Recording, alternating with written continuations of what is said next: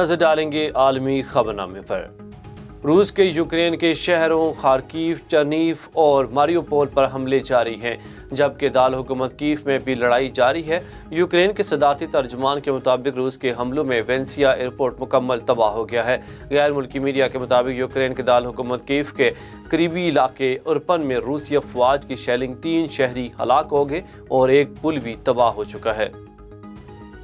سعودی عرب میں عالمی وبا کورونا وائرس کے سبب اپنائے جانے والے ضابطہ اخلاق SOPs کی پابندیاں ختم کر دی گئی ہیں۔ پابندیوں کے خاتمے کے بعد مسجد الحرام، مسجد نبوی صلی اللہ علیہ وسلم میں سماجی فاصلے کے بغیر پوری گنجائش کے ساتھ نماز کی ادائیگی ہوگی۔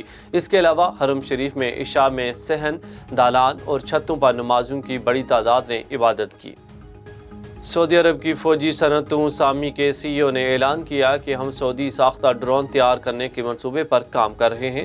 سعودی عربین ملٹری انڈسٹریز سامی جنرل اتھارٹی برائے ملٹری انڈسٹری GAMI کے ساتھ سعودی ساختہ ڈرون تیار کرنے کے منصوبے پر کام کر رہے ہیں۔ الاقتصادیہ کے مطابق سعودی عربین ملٹری انڈسٹری سامی کے ایگزیکٹو چیئرمین ولید ابو خالد نے اتوار ریاض میں عالمی دفاعی نمائش کے موقع پر کہا کہ کمپنی اندرون مملکت ڈرون تیار کرے گی۔